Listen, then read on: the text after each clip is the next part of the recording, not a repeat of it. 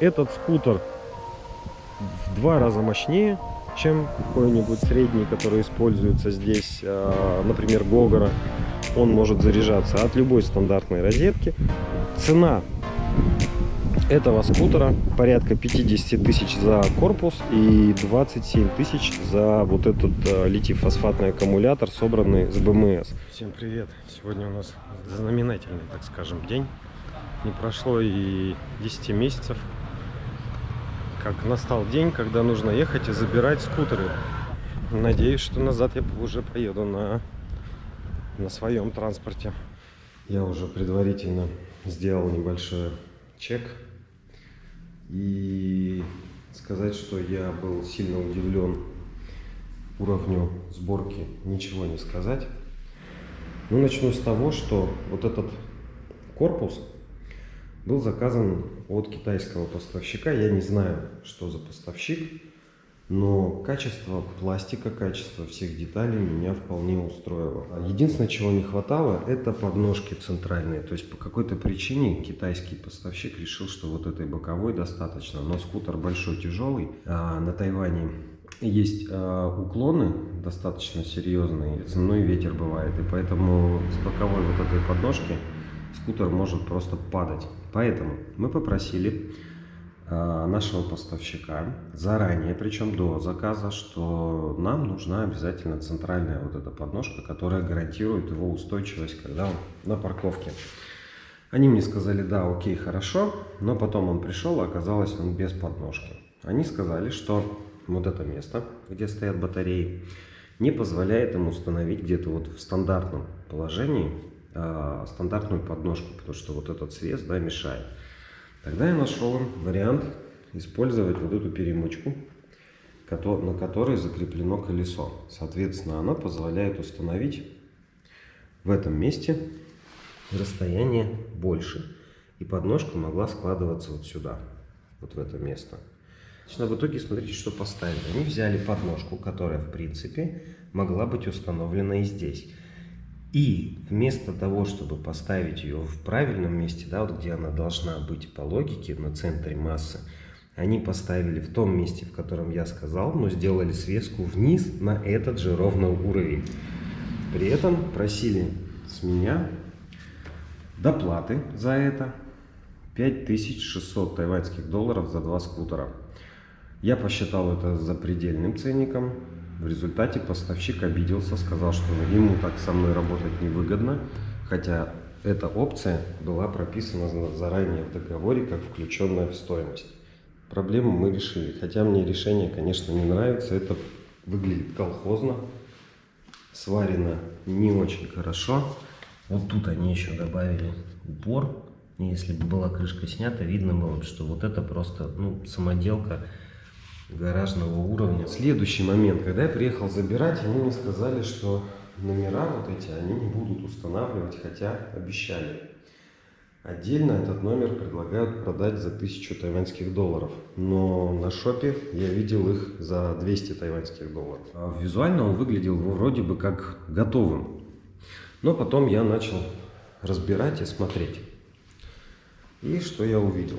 Я их просил не ставить вот этот автомат здесь, потому что сам багажник достаточно небольшой в этой модели оказался.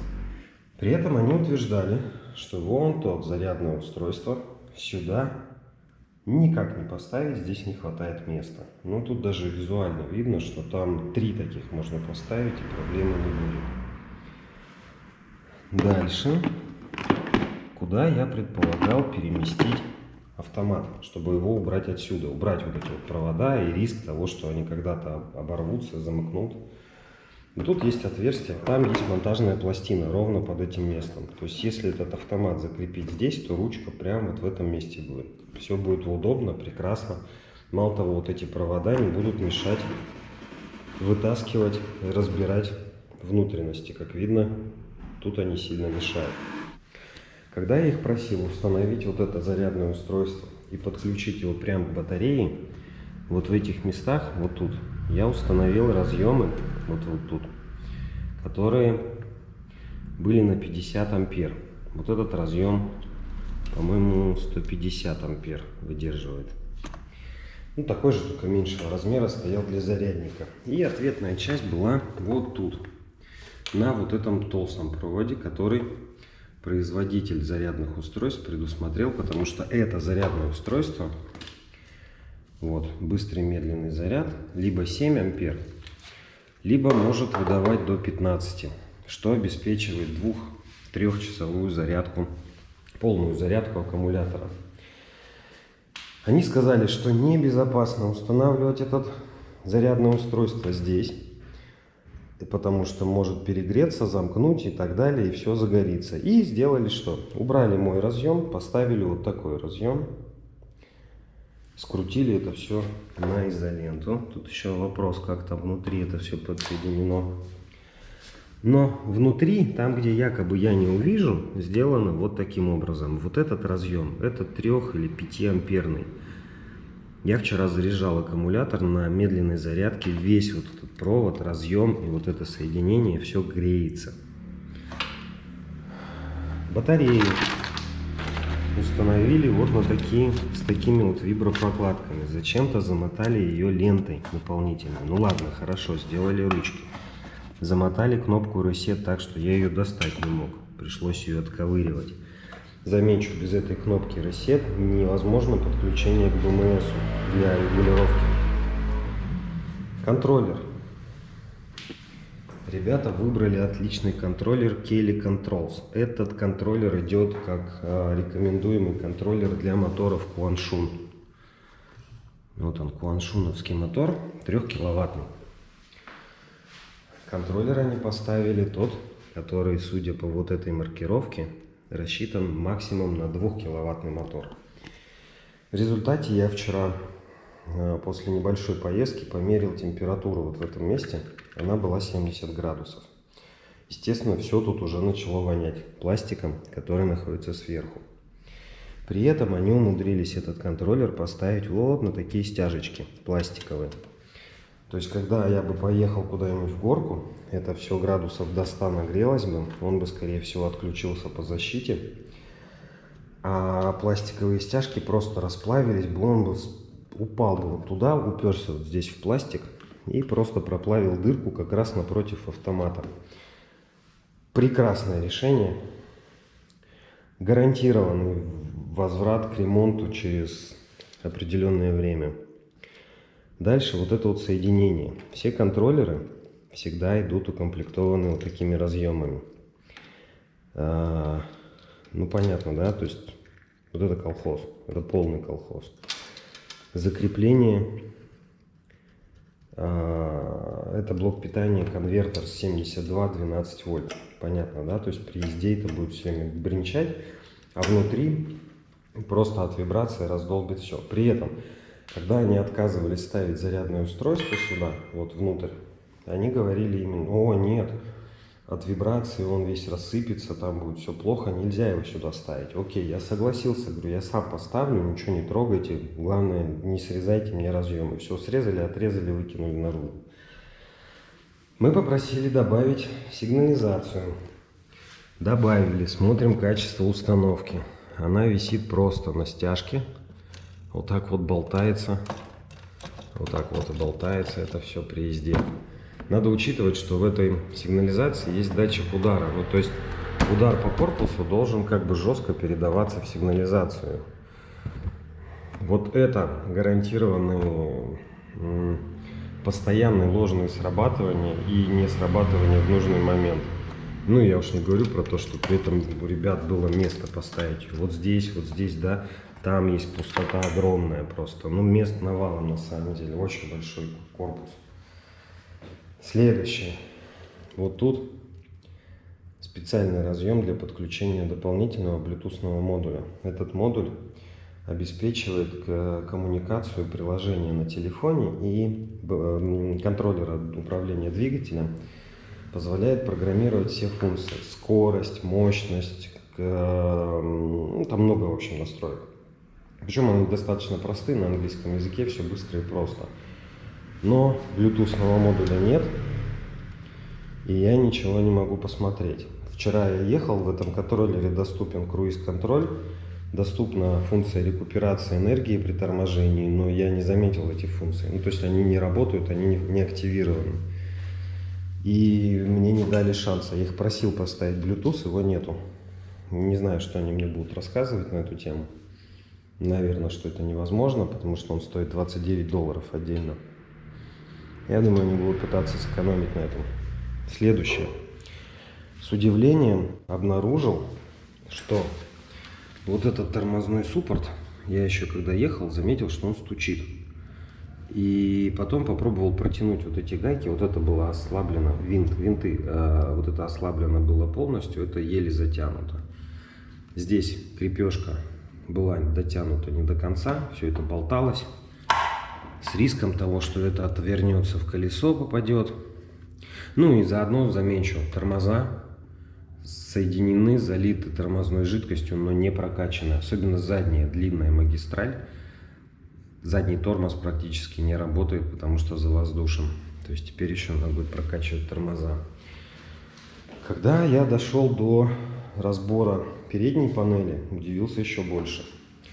Вот этот винтик, который затягивает крепежку замка зажигания, он был просто не закручен. И вот эта штука, она вся болталась.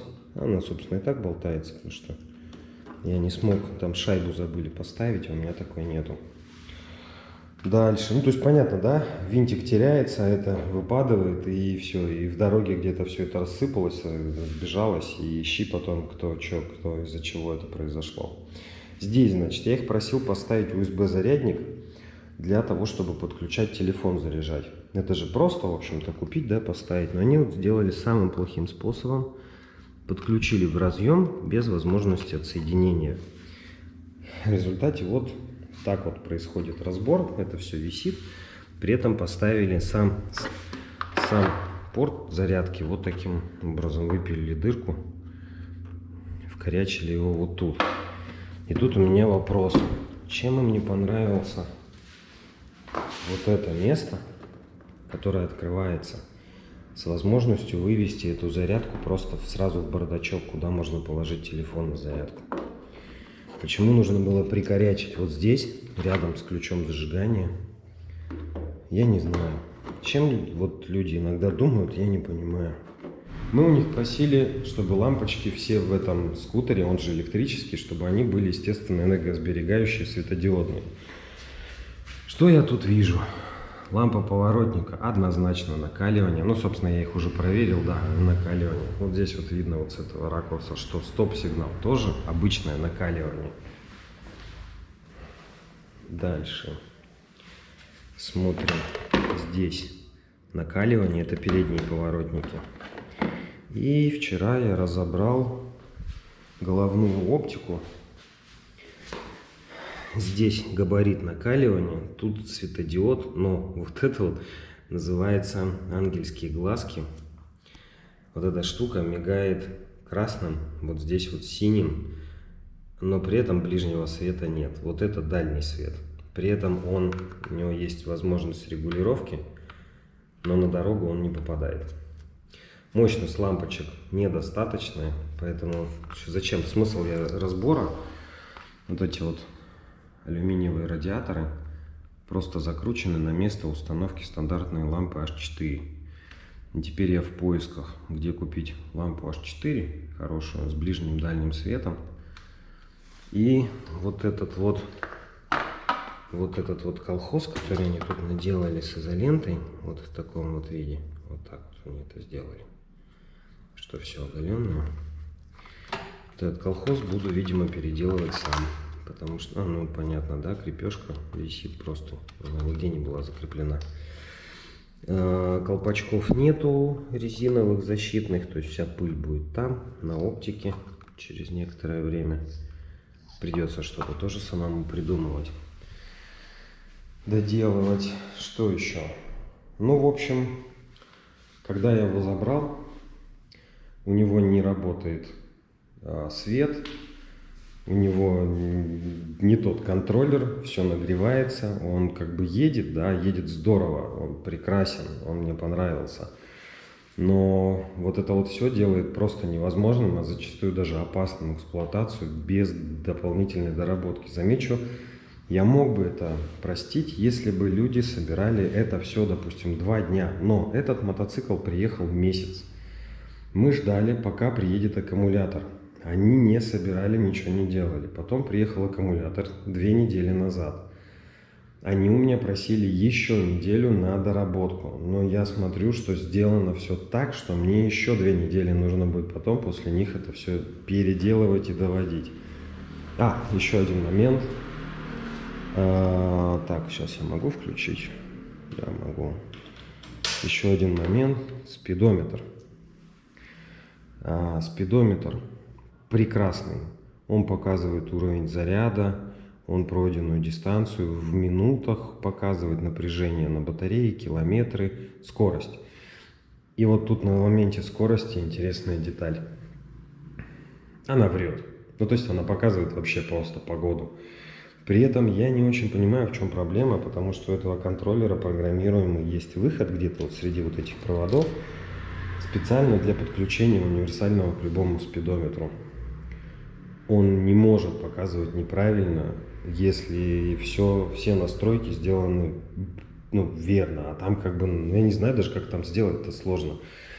Схема подключения контроллера, в общем, все просто и универсально. Другое дело, что мне недоступна сейчас вот проверка, потому что тут английская версия, а у них вот здесь вот все подписи на, не знаю, упрощенный это китайский. Да, наверное, упрощенный китайский. А Google Translate мне здесь совсем не в помощь, потому что он просто не может отсканировать. В общем, итог. Меня все убеждают, что все проблемы, которые у меня возникают по причине того, что мы что-то покупаем в Китае. Да? Вот мы купили предыдущий велосипед, собранный в Китае, здесь было собрано все хорошо. Я ничего не докручивал, немножко изменил конфигурацию, я не знаю, крыло, да, немножко сдвинул, чтобы здесь не брызгало. Но это такие мелочи, которые я исправил буквально за день, за два. Здесь мне предстоит работа, я не знаю, мне кажется, недели 2 мне еще доводить это все до ума и делать доделки. Есть еще одна мысль, расскажу. Вот я не знаю по какой причине, но в Азии все применяют черный цвет на сидушках и вот здесь. Вот видно, да, что все это черное. Я не очень понимаю логики, то есть как бы это проблема. Это не то, чтобы это я просто что-то придумываю, это проблема для местных. Местные накладки делают вот сюда, потому что черный цвет на солнышке нагревается, ой-ой-ой, так что не сядешь.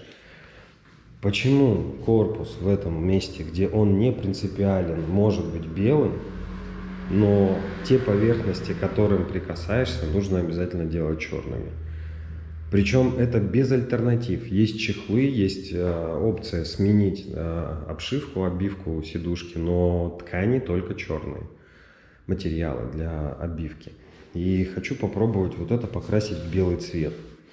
Для того, чтобы это вот материал не нагревался, а он, понятно, да, он не просто доставляет дискомфорт, он стареет из-за этого. То есть, если его сделать белым, он перестанет нагреваться, перестанет стареть. Правильно выбранный китайский производитель, в общем и целом, делает очень даже достойные вещи. Но, как известно, любую достойную вещь при неправильной сборке, неправильной эксплуатации и не думая о том, как это будет все применяться, можно сделать, вот превратить в такое, что в принципе опасно и невозможно использовать. Я уверен, мы доведем это до конца, мы сделаем из этого отличный транспорт и будем этим пользоваться. Благо, опыт и понимание, что делать, есть. Другое дело, что это дополнительные затраты денежные, да, и дополнительные эмоциональный расход, так скажем. То есть получается такая забавная ситуация, когда ты платишь и ничего не получаешь. Причем платишь не дешево, платишь дорого.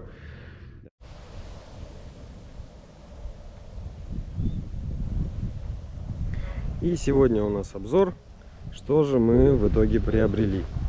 Я взял один из наших скутеров для того, чтобы его показать и рассказать о том, что у нас получилось. Итак, вот эта машина. Сделана она на базе стандартного скутера S-Max, бензинового. Убраны элементы, которые относятся к бензину, и, соответственно, заменены на электрические. Мы выбрали белый цвет, и я думаю, что это лучший вариант, потому что его лучше видно, меньше греется, хотя белых элементов, как оказалось, не так, чтобы и сильно много. Можно было смело брать, в общем-то, и другой. Что по комплектации? У него установлен мотор-колесо компании Quanshun, 3 киловатта, 72 вольта, V3, если я правильно помню. Это тип обмотки, который, так скажем, универсальный, может и как тяговый работать, и как очень скоростной.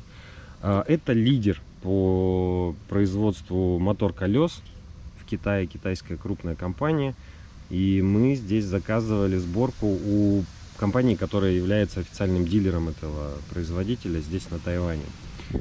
Мотор-колесо, кстати, BLDC, либо еще PMSM называется. Аккумулятор установлен вместо бензинового мотора. И вот эта вот коробка черная в нижнюю часть занимает аккумулятор.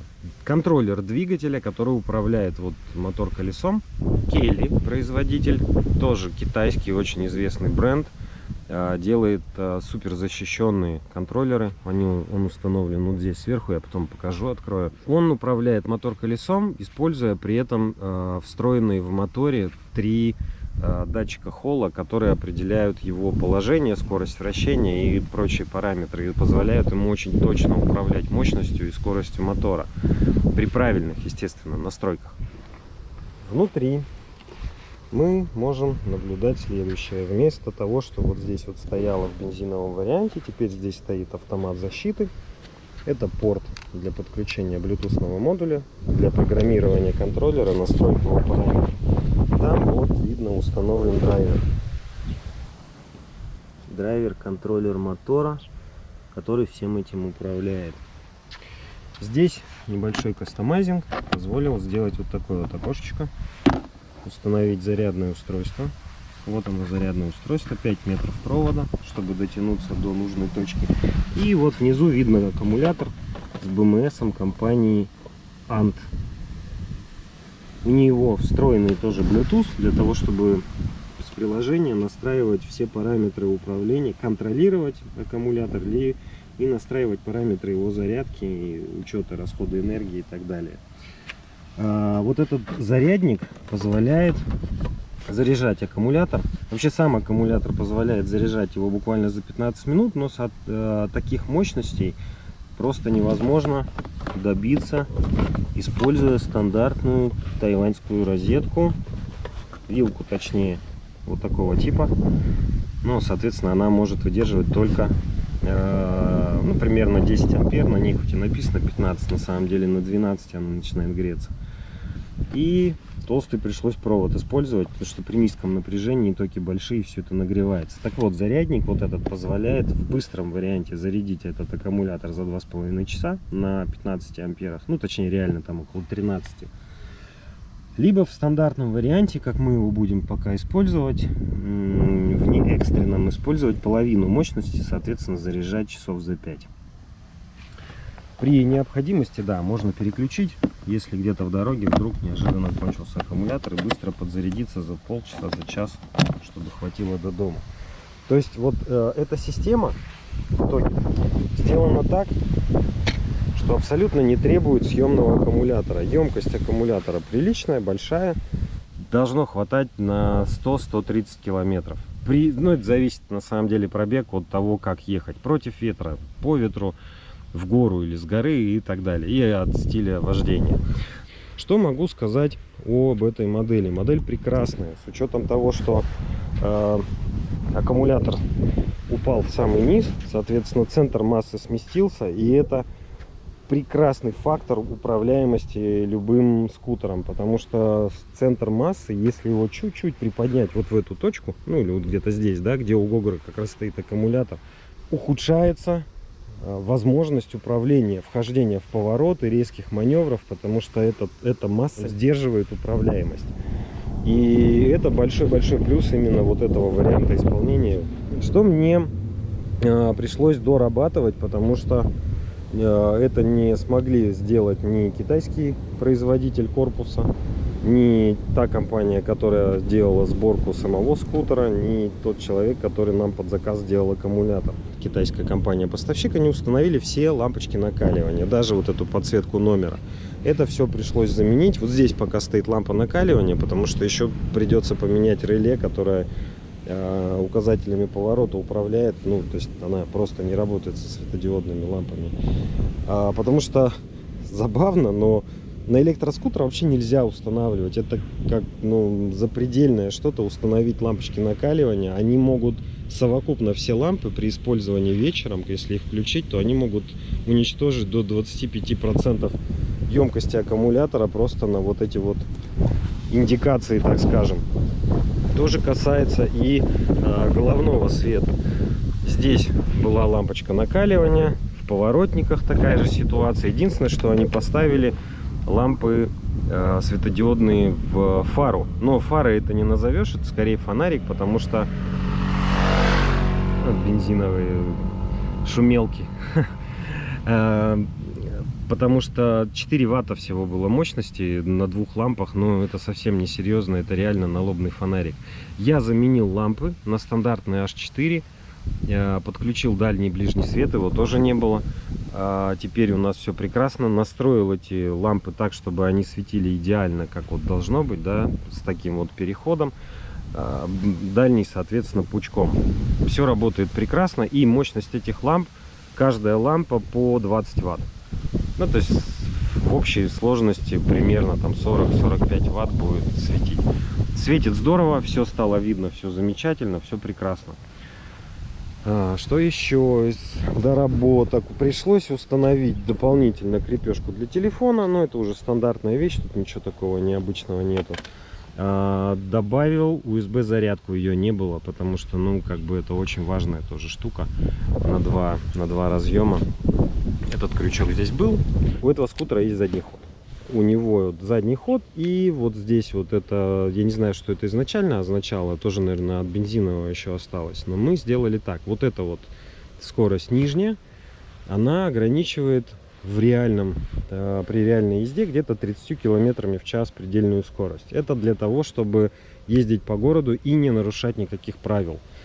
То есть тайваньское законодательство тайваньское позволяет использовать электротранспорт с вот такими номерами, только в случае, если скорость не превышает 25 км в час.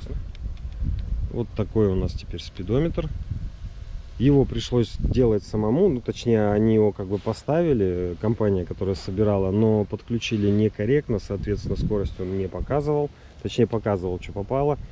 Пришлось найти, как все это сделать, и теперь у нас есть прекрасная индикация, я ее вчера оттарировал. Спидометр показывает с точностью плюс-минус 1 километр. Здесь есть индикация уровня заряда. Правда, с литий-фосфатным аккумулятором она работает не совсем корректно. Ну вот что касается точности по процентам. Здесь он считает минуты, сколько поездка длится. Напряжение, вот это важный параметр. Напряжение на аккумуляторе, по нему, в общем-то, можно судить об оставшейся емкости. И пробег, который был с момента включения зажигания. Ну, в общем, такой ограниченный функционал, но его вполне достаточно. Тут еще на самом деле горит лампочка Ready, но ее не видно. Это индикатор дальнего света и 2 поворота. Пришлось добавить звук поворотников, потому что, как видно здесь, индикацию днем при солнце не работало совсем. Значит, сделал дальний свет, ближний свет. Теперь это все работает. Пришлось прокачать самостоятельно тормоза, протянул все болты, гайки. Пришлось потратить на это пару дней. И теперь, в общем, этот скутер более-менее представляет из себя то, что я хотел. Еще одна вещь, вот здесь на этом я еще не сделал, но второй уже закончил. Сидушка сделана под размер, ну, среднего азиата, так скажем. И при моем росте возникает проблема, если я сажусь вот в это углубление, как они предполагали, и ставлю ноги вот на то место, где должно быть, то при повороте у меня просто руль упирается в коленку. Это проблема, потому что это проблема управляемости в критичных таких ситуациях, как проезд перекрестков. Поэтому мне нужно отсаживаться вот с этого углубления куда-то вот в эту точку. А здесь они сделали такой вот выступ для того, чтобы задний пассажир не скатывался. Но мы проверили на практике, при нашем росте задний пассажир сидит где-то вот здесь. И в это место никак не скатывается, а я не могу отодвинуться из-за вот этого места. Вчера я снял обшивку на другом скутере и срезал вот этот вот выступ для того, чтобы он был более пологий, чтобы мне можно было приподниматься чуть назад. Соответственно, ноги у меня будут распрямляться, и все будет замечательно. Вот такой у нас получился скутер. Этот скутер в 2 раза мощнее, чем какой-нибудь средний, который используется здесь, например, Гогора. Опять же, да, про которую все говорят, у нее запас хода в 3-4 раза меньше. Соответственно, в этом скутере не нужно никаких зарядных станций, ничего специального. Он может заряжаться от любой стандартной розетки. Быстро, просто, дешево. Цена этого скутера порядка 50 тысяч за корпус и 27 тысяч за вот этот литий-фосфатный аккумулятор, собранный с БМС. Конечно, пришлось поработать дополнительно самому. То есть такой же скутер здесь заказать я даже не знаю где, чтобы вот его просто оплатить, да, и забрать, и чтобы там все было настроено правильно, все сделано хорошо, эффективно, и так, чтобы это эксплуатировалось долгие годы. Наверное, в этом секрет успеха Гогора, потому что там никакого кастомайзинга уже фактически не нужно. Надеюсь, что рассказ о этом аппарате был для вас полезен. Всем пока, до новых встреч!